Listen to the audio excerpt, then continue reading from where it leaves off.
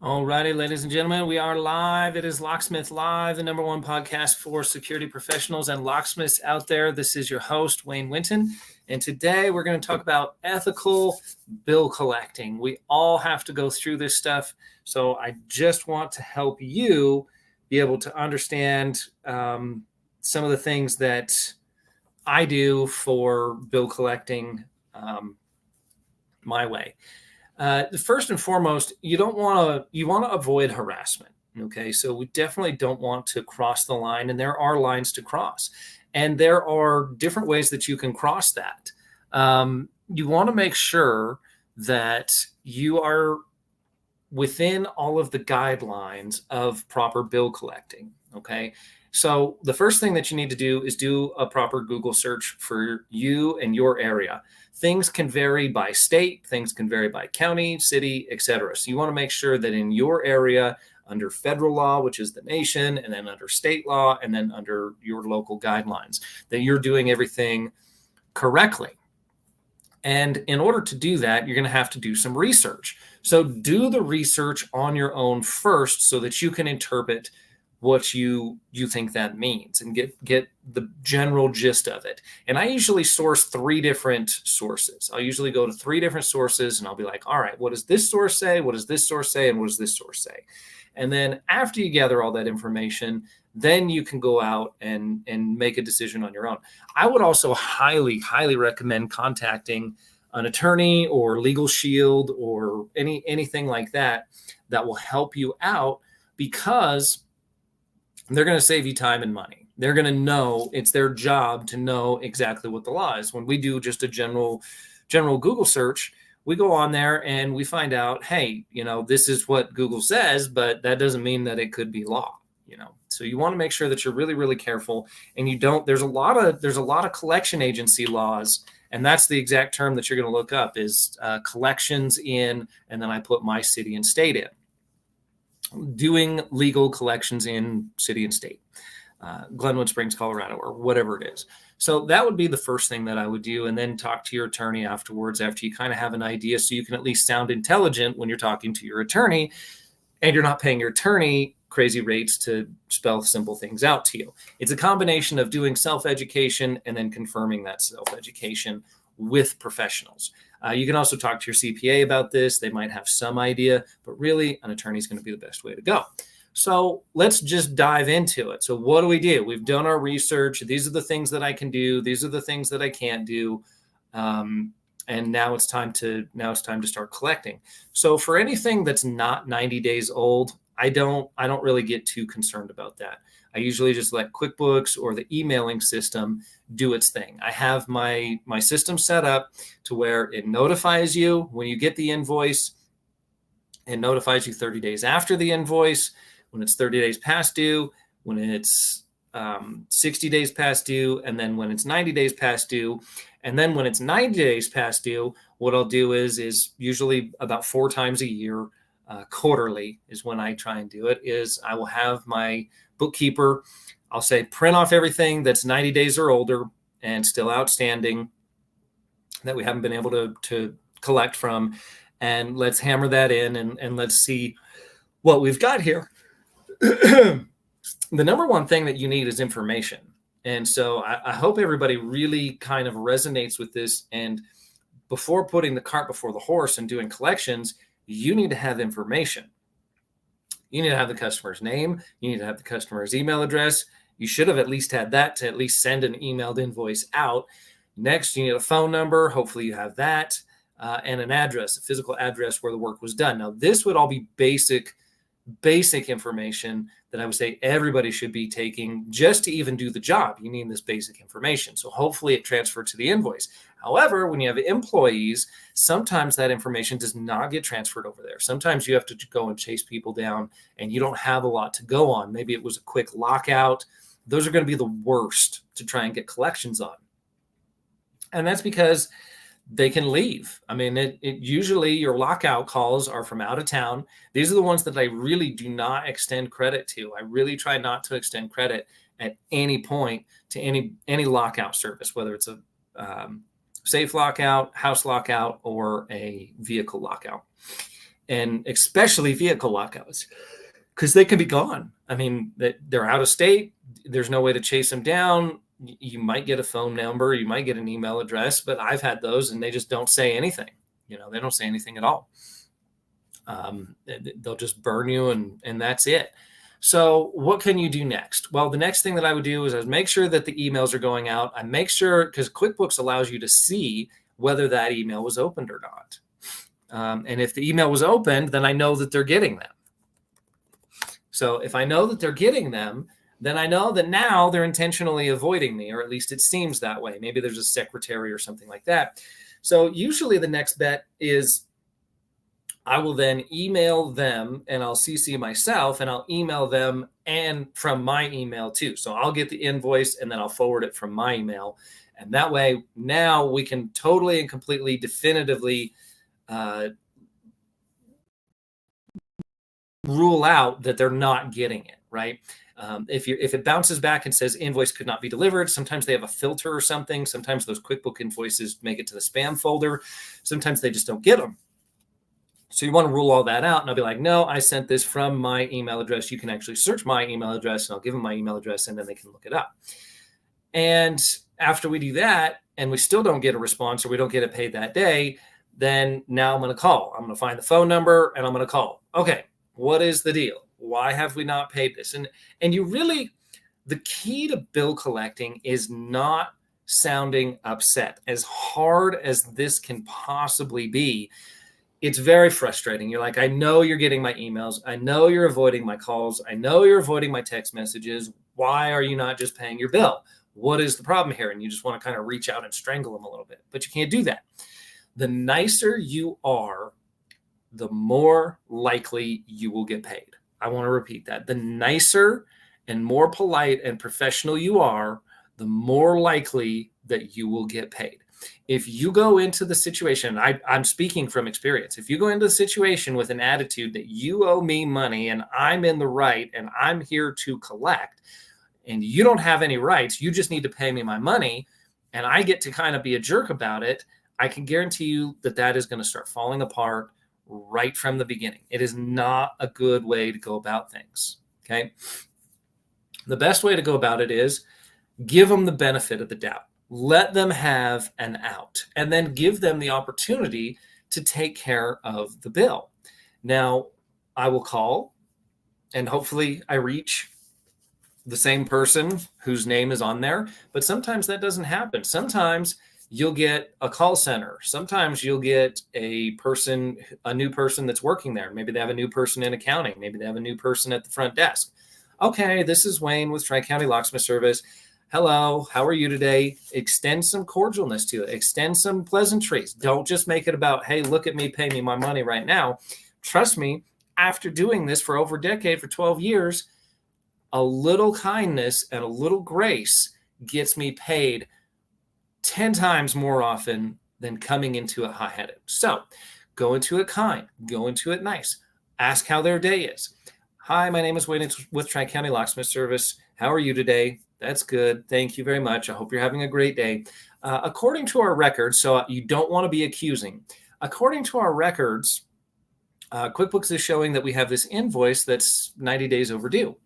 Do you know anything about that, or would you be able to direct me to the correct person that does? And then sure enough, they'll probably say, okay, well, we'll either get you to our billing department or you have the right person and they'll be able to look it up. Hopefully you have the right person and they can look it up right away, and they'll be able to take care of it right then and there. Oh yes, Wayne, I can see your invoice here. My goodness, I'm so sorry. We didn't know how this fell through the cracks. Not a big deal. We'll get this taken care of right away. And then that's when I'll say, okay, can we do that with a credit card and over the phone? Because I want that payment now. If they can't do that and they're saying a check is sent out, this is where things can become a little dicey. I want to be thankful and appreciative that they're telling me that the check is being sent out, and I want to say, yes, thank you, that's great. However, I have been told before that the check is being sent out and there's not actually a check in the mail. This is just another delay tactic so that they get off my back, or I get off their back for today, and then next quarter, I'll be after them. So here's a couple tips for you. I will ask, if they say that there's a check on the way, I will ask for a check number. Okay, great. That sounds fantastic. Thank you for taking care of this today. Would you happen to have a check number for that check so that I can make that note in our system? And then that's when you're going to start pulling the thread, and you're going to find out whether they're actually going to send you a check or not. They may say we have to run that through our accounting team. I'll say, okay, great. Well, I just sent you an email from my company account. Would you please send me a picture of the check and a check number when you get that? That's great for working with NSPs or national service providers. If you want to get paid from them and they tell you that they're mailing a check, make sure you get a picture of the check right then and there. Do not let them off the hook and actually get the picture of the check. That is a huge, huge success factor in bill collecting, or at least it has been for me. So get a picture of the check and get a check number. It's also going to let them know I'm not one of the dummies that you can just say there's a check in the mail and me magically believe that there's a check in the mail, because we know there's probably not in most cases. So hopefully now you've made a contact, you've made initial contact, you were able to get somebody on the phone. That's great. And you were able to get them to commit to a payment. That's what you want, is commit to a payment. Commit to payment. They've committed to payment. They've at least told you a check is in the mail. You'll probably get a picture of one. Hopefully you'll get a check number, and then you'll know that you're on your way. Things do get lost in the mail. You do have to give people the benefit of the doubt. Checks get lost in the mail. It's the U.S. Postal Service, or however they send it. They get sent to the wrong people. I get other people's checks all the time. There's another company called Tri-County Fire. I have Tri-County Locksmith Service, Tri-County Fire. Well, guess what? I get Tri-County Fire's checks sometimes, and I'm sure they receive some of mine because it comes up in a Google search, and we have similar addresses there. So it can get confusing. So you want to give them the benefit of the doubt. If that doesn't work, so now you've submitted your email multiple times from the original source, which is QuickBooks or Workies or whatever your system you're working on, whatever electronic invoicing system or field management service you're using. They know, they're getting it because you emailed it to yourself and you emailed it from your account to them as well. And you can confirm that that email was opened. Somebody saw it. Somebody knows. Somebody is aware of this bill. Then we've called. Now you've called them. You've talked to them and said, hey, we want to get this bill taken care of. You're ready to take a credit card number over the phone. They've told you that a check is in the mail. Okay, that's fine. I'll also offer to pick up the check too, depending on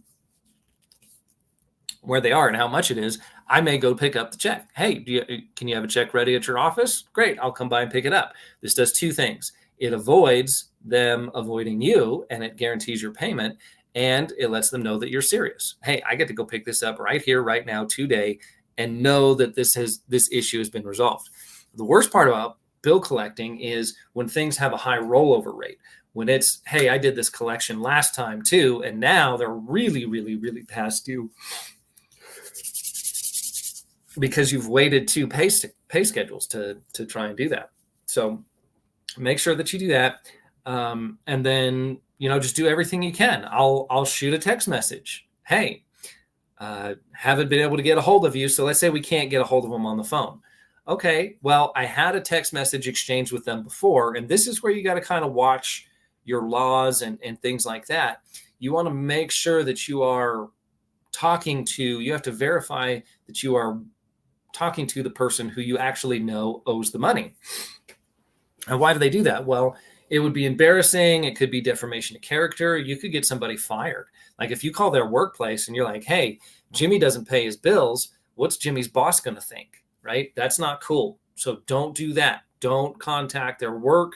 Don't harass them at work. Don't harass their job. Don't try and get them fired. You have no idea what the consequences and repercussions of those actions are. So don't do that. I do not recommend doing that. If it really comes down to it and you need to meet with them in person, what I'll do is I'll go back to the location where the work was done. Okay. Hey, my name is Wayne with Tri-County Locksmith Service. And what I'll do is everything after 90 days, after we do our emails, after we do our phone calls, after we do our text messages, then I will do the in-person stop by. Okay. We were already at that facility, so we were granted permission to be there. So it's not like trespassing or anything. And I will actually take my printed invoice off, and I will come by and I will say, hey, I've been trying to get a hold of you. Or actually, I go back up with the pleasantries again. So I will go back to, hello, my name is Wayne with Tri-County Locksmith Service. I'm not sure what's happened, but I've sent several emails. I have an invoice here. Who would I speak to about that? And then that way you're not accusatory. You're actually asking them a question. So they're either the person who you need to talk to, they're the end user, and you might recognize them, or they'll send you to accounting where you can do your thing. And you can talk to accounting where you'll actually get the work done. So this is Wayne with Tri-County Locksmith Service.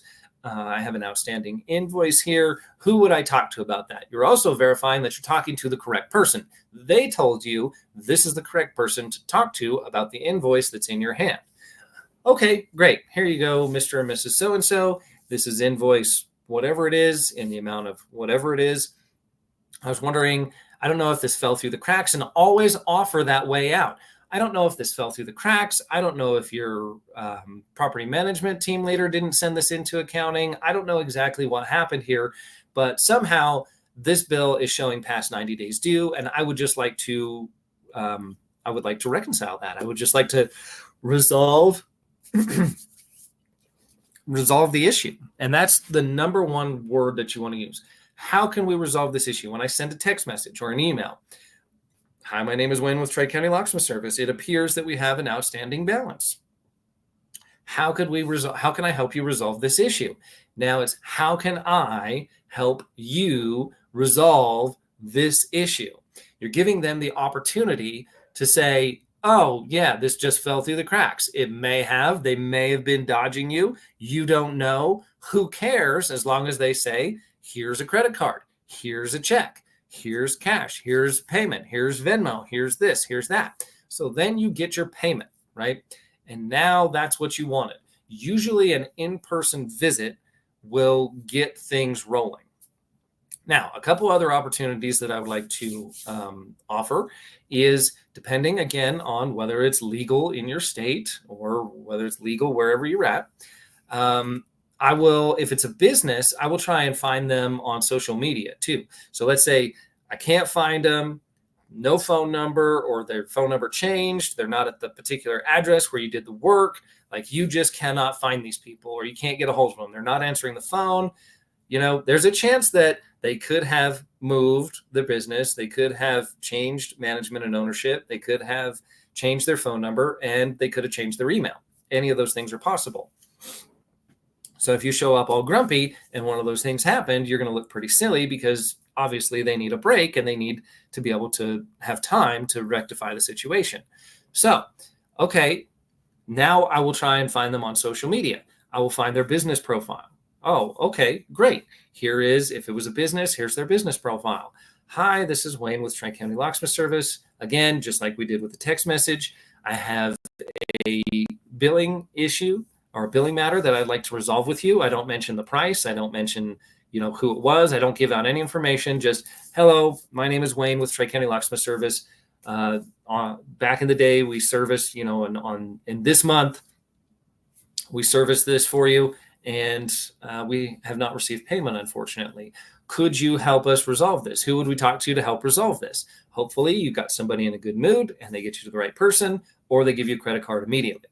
If that doesn't happen, then you're going to have to keep slogging through the mud, and you're going to have to keep finding ways to contact them. Just a couple stories that I have here. I had one lady, she had her husband die. She owed me like a $670 invoice and another $400 invoice. So over $1,000. My goodness, excuse me. So over $1,000. And I'm like, okay, well, we need to figure out how to get this paid. You can make a partial payment. That's the other thing too. Take anything you can get. You may not want a partial payment, but that may be all they're willing to offer. And if you don't accept that partial payment, you're going to get a big fat goose egg and you're going to get nothing. Okay. So take what you can get. Yes, this is so-and-so. I can make a $300 or I can make a $500 payment on that today. Great. Thank you very much. Can you give me the credit card number? Do you have a check? What is the check number? You're starting to notice a pattern here as the things you go through to hold them to their commitment. Okay, great. So we've got most of our payments. Usually I'll get a stack of papers, hopefully not too thick, a little stack about that big.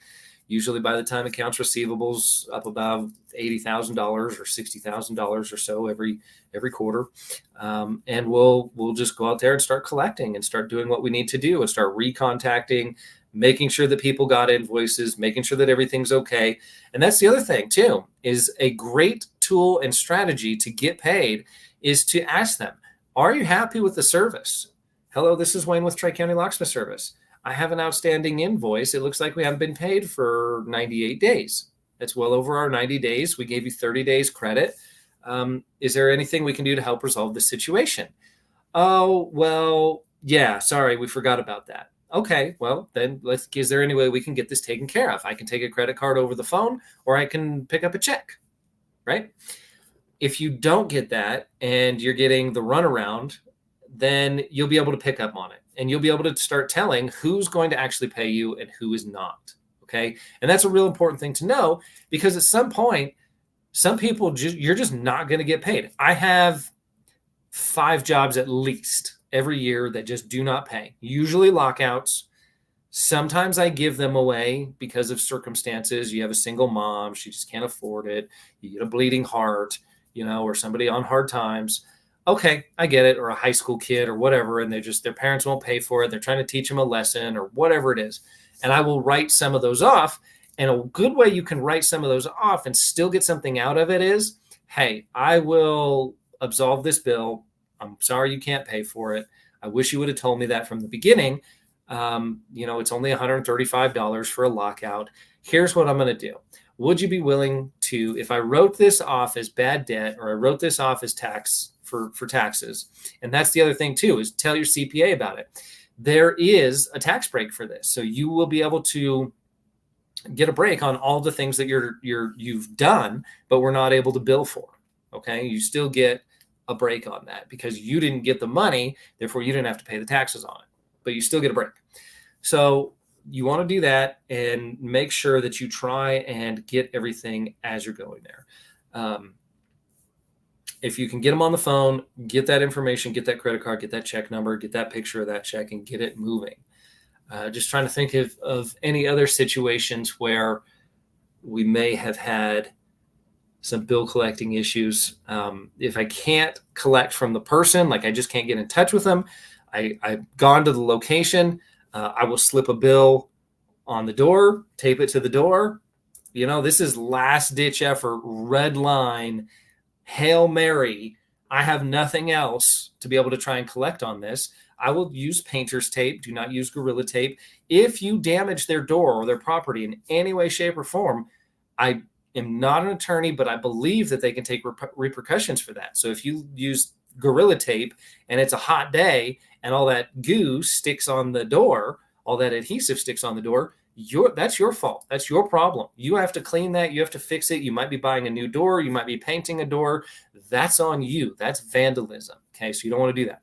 So painter's tape, it's something that is going to come off. Maybe just roll it up and slide it in the door like a door hanger. You can do those kinds of things depending on the laws in your area. And that may just be what they need. Oh, okay, they came by. They're really getting upset. Probably time to go ahead and take care of this invoice. And then you may get a phone call. Hey, I'd like to pay my bill. They can either pay it online, or you can take the numbers over the phone, or we have a check waiting. Would you like to come pick it up, or would you like me to put it in the mail? Always come pick up the check, in my opinion. The mail one never works. If they know that you're coming in person, that check is pretty guaranteed to be there. If you say you're going to have them mail it, they might forget about it again. So you want to make sure that all of those ducks are in a row, so you can just keep moving through your list. And then I have my list. I brought my list up, and it starts in Glenwood, goes to Carbondale, goes to Snowmass, goes to Aspen. So I've got everything lined up, so I can just have a bill collecting day where I go talk to people, find out what the problem is. And the other thing I'll do is ask them, did you enjoy your service? How's everything working for you? What I'm doing when I do that is I'm reinforcing, we provided a service for you.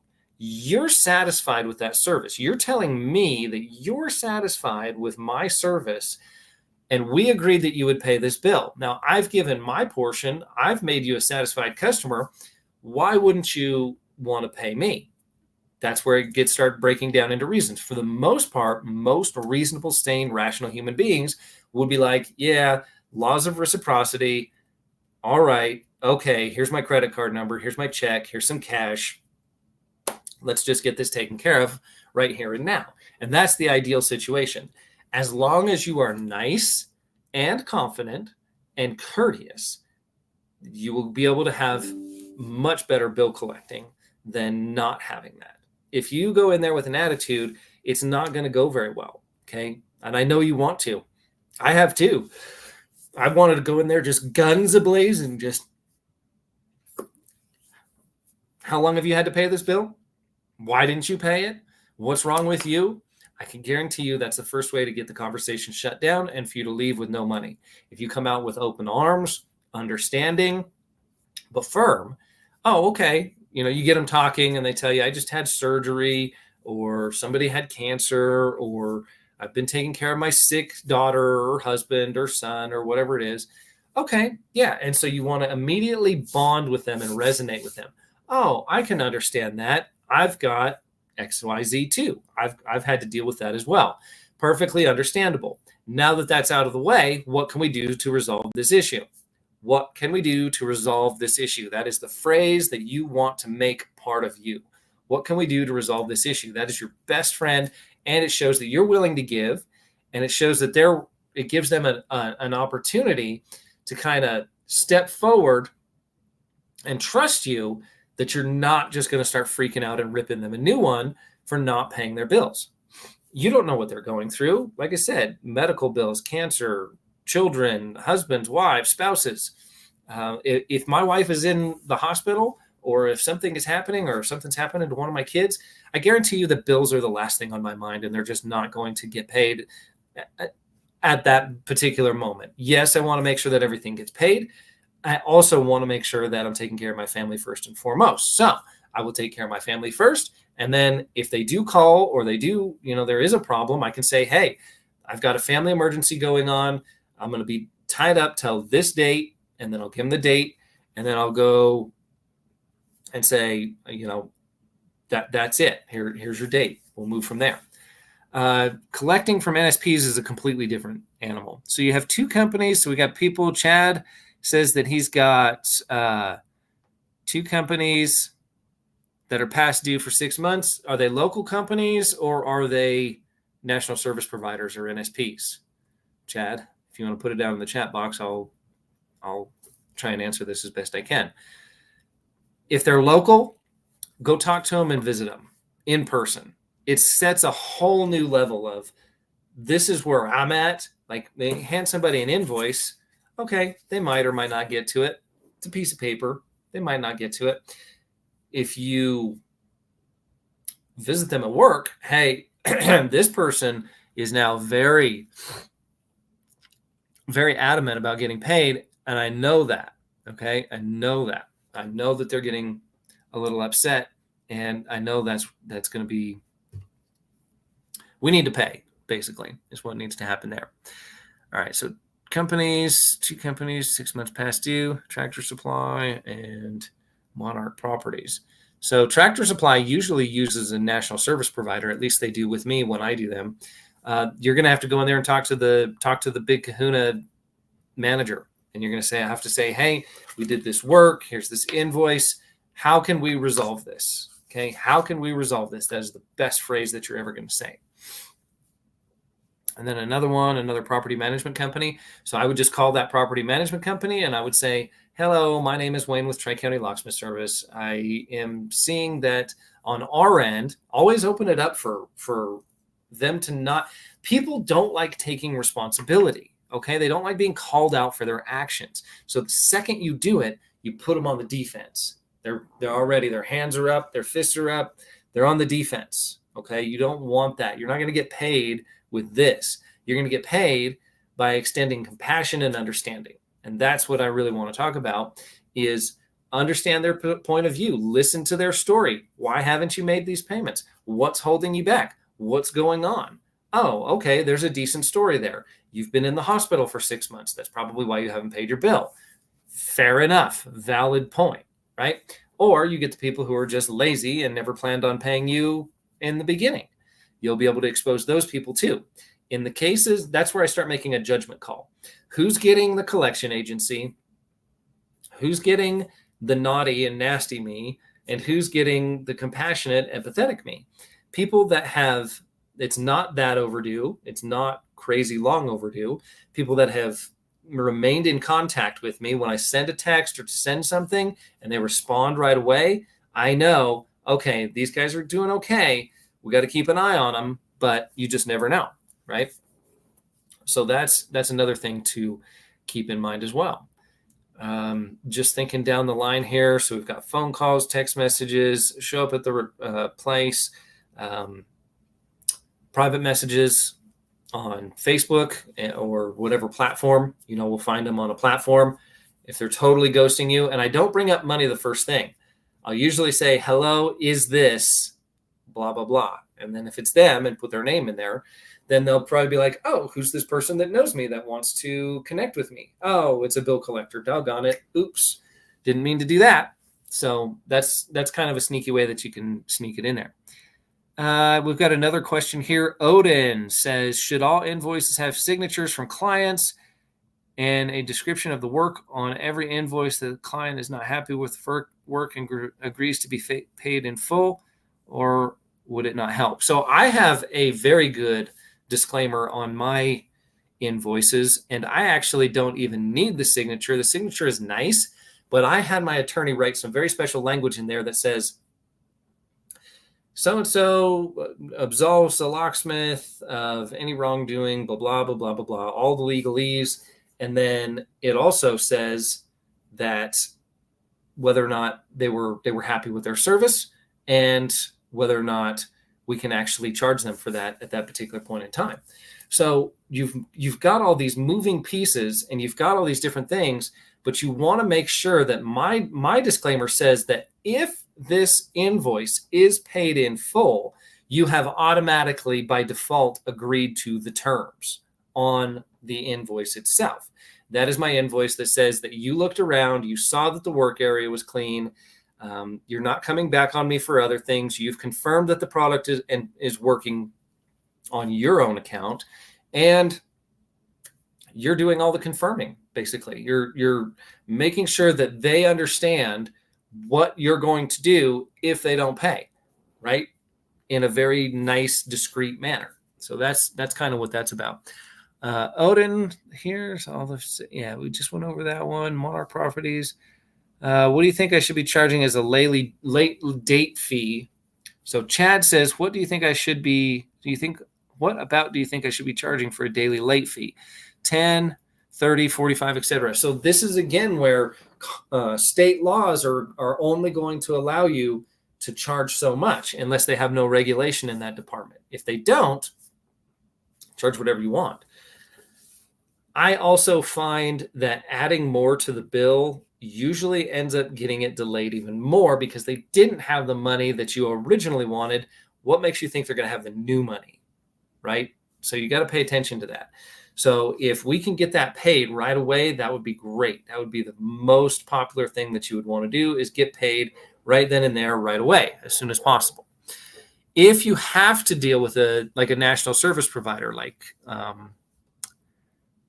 Tractor Supply, maybe, okay, whoever called that facility order out and you're trying to get collections on them, their number one complaint is sign-off sheets, didn't take enough pictures, didn't take any pictures. They're just looking for loopholes to try and get out of that. So don't give them any loopholes. Give them nothing. Give them nothing but good information and say, hey, I'm looking to collect this bill. It shows that it's 60 days, 90 days overdue. What can we do to get this resolved? And a lot of times they'll say, well, we had a missing sign-off sheet. You didn't check in. They're searching for ways out because they know those are their mandatories. And if you signed their contract, you have to abide by them. Okay, so just know that you are contractually bound through any financial contract that you have with a company, a corporation, or a person, or whatever it is. So I hope this really helps shed some light on how you can ethically and efficiently do bill collecting. It doesn't have to always be this shady thing where you're trying to catch them as they're going to the grocery store or something. Like, that is not my milieu. I want to make sure that they know that I'm here to collect a bill. I'm not a bill collector, but I'm collecting this bill. I'm an owner. I don't want to be here collecting my bill. However, you not paying your bill has made it to where I have to be here. So that's just kind of that. I'll tell you one little story. I had a guy who we did an emergency board up for, and I knew he's not in town. And I kind of got a weird feeling about it.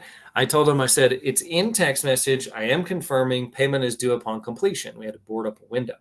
So I boarded up this window. It was a smash and grab break-in, cleaned up, got the site ready for the employees to come in and work. So all the dangerous glass and metal and stuff was taken out of there. And the person who sent me out was out of another state. They were down in Florida or something. And so I was like, I'm not going to leave here not being paid. He'd already kind of given me some sketchy vibes. So I told him, this is due upon completion today. I'm getting a credit card today. Oh yeah, no problem. Okay, great. So I tell him, job's done. Time to get a credit card. Let's start working towards that process. Oh no, I have to send this in and blah, blah, blah, blah, blah. Nope. That doesn't work for me. We already talked about this is getting paid today, and we're not sending any billing or anything like that in. So whatever you need to do to make sure this happens today, we can do. I'll help you do that. Oh, well, I don't have a company credit card. Does any other employees, any other managers here? Can you give them a call? Keep feeding them options. And that way you'll get them working on your side, hopefully. Okay. So those are just some other tips and tricks and techniques that I use to try and get people to pay bills. You never want to be super aggressive, and you never want to embarrass them, because here's what'll happen. If you start embarrassing people and you start, like I've had people ask me, should I put this deadbeat on Facebook or on Instagram or on TikTok? And I'm like, no, you shouldn't, because what's going to happen is that person, it's going to be two wrongs don't make a right, an eye for an eye, and nobody's turning the other cheek. That means that I took something from you. Well, originally you took something from me. Now I would like to be paid, and you've taken something from me. Now I'm giving back, and I'm saying, okay, well, let's rehash this and let's see what we can do with it. And hopefully it works out. If that doesn't, then you've got to work towards that next step. You got to make sure that you're understanding what the situation is and how your end game is working you towards the solution, which is them paying you to actually finish off that invoice so you don't have to deal with it anymore. Now, let's say I've tried emails, multiple emails. I'm talking, emailed every day for a week. I'm talking sent from both accounts. I'm talking just email all over the place. And you're confirming they're opening them, they're getting them, they're seeing them. What is the deal here? That's where things get a little bit tricky, right? So you want to make sure that they're getting to the correct person and that everything is working out the way that it's supposed to. I do have it on my disclaimer to where if the bill is paid in full, then they automatically agree to my terms that are stated. Let's see here. What do you think about charging a late fee for 15, 30, and 45 days net? The problem that I see with that is that's great if it's not a national service provider or a job with a contract agreement. Here's why. You're going to break your contract, right? So any of those national service providers, we had a whole meeting, we had a whole Locksmith Live on national service providers. They can make you a lot of money. They can keep you fed when things are cold and when things are lean. It's good to work for them, I personally believe, but you want to be selective in who you work with, and you only want to work for the ones that pay you. Now, in those cases, adding fees is not going to help you, because then that recalibrates what they owe you, and then it's got to go back through the approval process. So you're taking your check that had made it to the front of the line, and you're just taking it and you're putting it all the way at the back of the line to start over again. You don't want to do that if you can avoid that. Okay.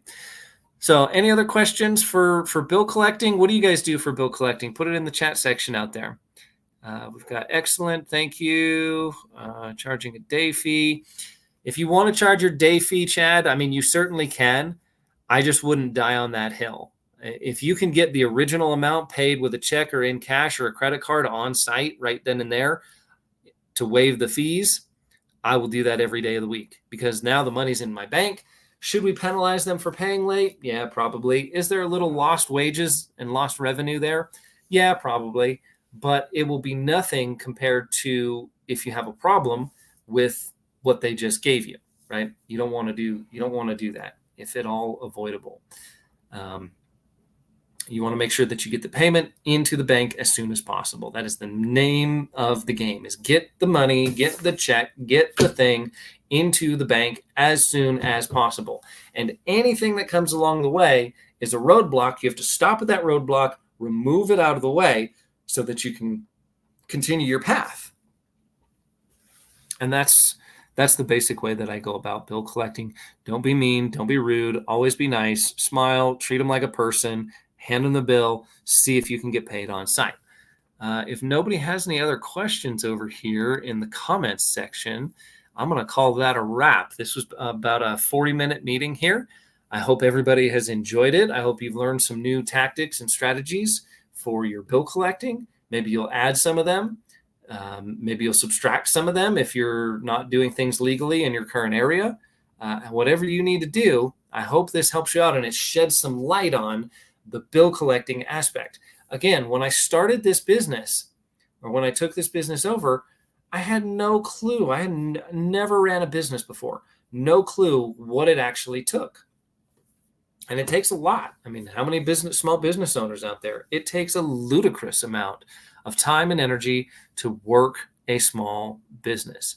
So I get it. You're frustrated. You just want them to pay, but I guarantee you being nice is going to catch way more flies with honey than you are with vinegar. And if you're sour in vinegar, people are not going to want to pay you and they're not going to want to work with you in the future.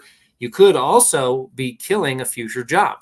If this payment aspect, let's say you were stellar, they gave you a review, they were super happy, all the excitement's worn off, it's 3 months later, now the bill's due, and they still haven't paid you. Okay, well, what are we going to do with that one? Make sure that you understand what you have and like you can process that from anywhere. Okay.